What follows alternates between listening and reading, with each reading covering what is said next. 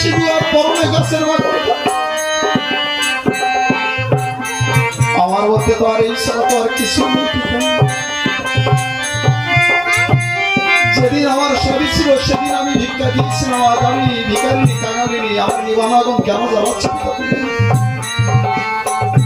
যেদিন আমি জন্ম নিলাম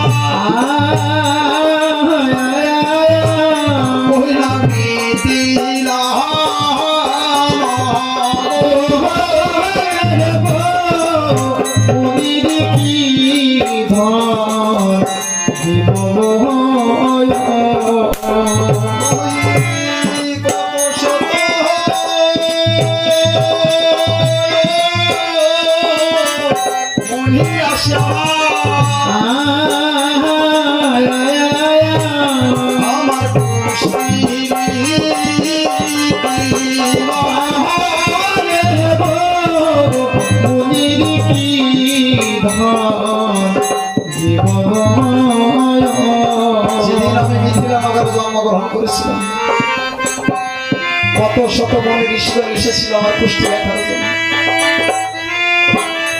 তার আমার কুষ্টিকে দেখতে পাই কি বলেছিল, সীতা তোমার কপালে 2 বার বনবাস আছে,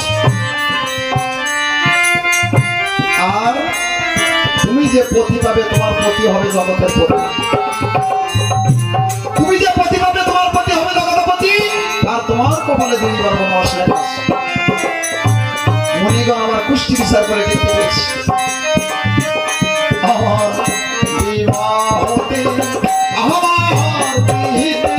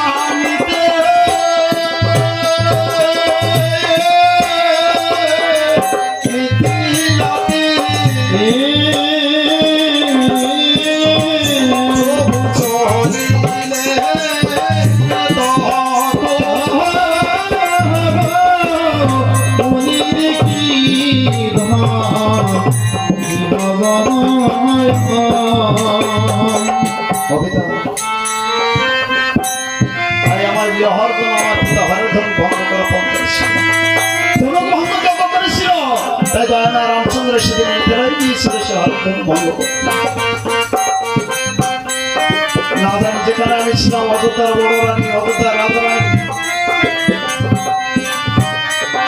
বিধাতা আমার কপালে কি লিখেছে যে আজ আমাকে পঞ্চমার গর্ভকালে বনবাসী অনাহারে বাণিজ্যের আমাকে থাকতে হচ্ছে। তুমি যাও পিতা, আমার এই কুড়ি ঘরের মধ্যে যে তুমি একবার লক্ষ্য করে দেখে এসো, আমার যখন রাত্রে প্রহার ফেলে যদি আমার যখন পিপাসা পাবে, ওই মহাধুরী ওই নর্মদায় গিয়ে ওই রাত্রবেলা আমাকে 2 হাত দিয়ে আমাকে জলপান করতে হবে। তুমি বলো পিতা, একজন নারী হয়ে তার মনে কি দুঃখ কি ব্যথা বেদনা থাকতে পারে? ডাকিতে বাকল টানিতে পিতা মাতার বাকল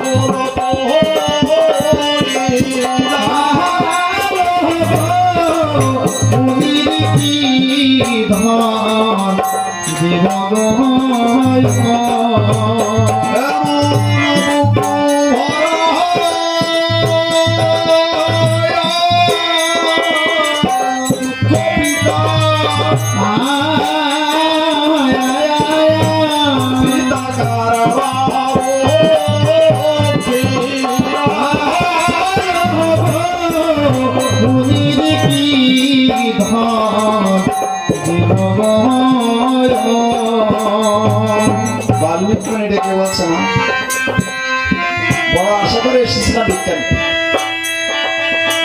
আমি তো সবই জানি, কিন্তু আমি তোর কাছে আমার কোনো ভিক্ষা চাইবো না যে তোর কাছে পাবো। তোর কাছে যা আছে আমি সেই ভিক্ষা চাইবো। বলো পিতা কি আছে? বলে মা, আমার ওই লক্ষ্য দুটি দাদু ভাইকে আমাকে সপ্তদিবাসীর জন্য ভিক্ষা দিতে হবে। মা নয় জানো ছেড়ে দিয়ে ডেকে বলছে, পিতা নয়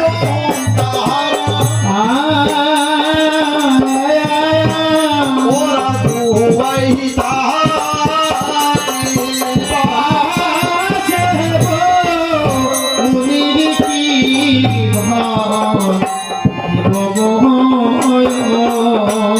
আমি রাম রাম বলে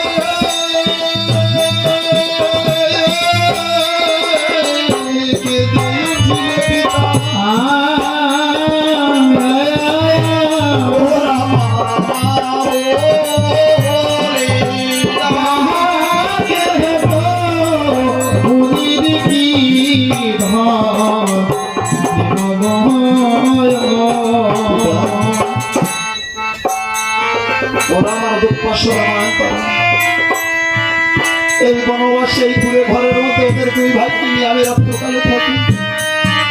ওরা দু ভাই আমার দু পাশে থাকে। আমি রক্ত দিয়ে প্রহার করে যখন আমার প্রভুর কথা মনে পড়লে হা প্রভু বলে চিৎকার করে ওরা দু ভাই তখন দুপাশ হতে মা মা বলে আমাকে জড়িয়ে ধরে।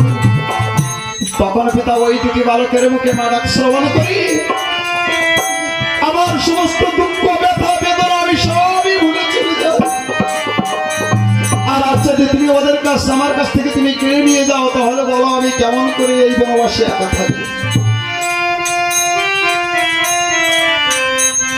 বাল্মীক মনে ডেকে বলছে, মা আজ তোর কাছে ভিক্ষার জন্য, তো তুই যদি আমাকে ভিক্ষা না দিবি আমি তো জোর করে নিতে পারবো না।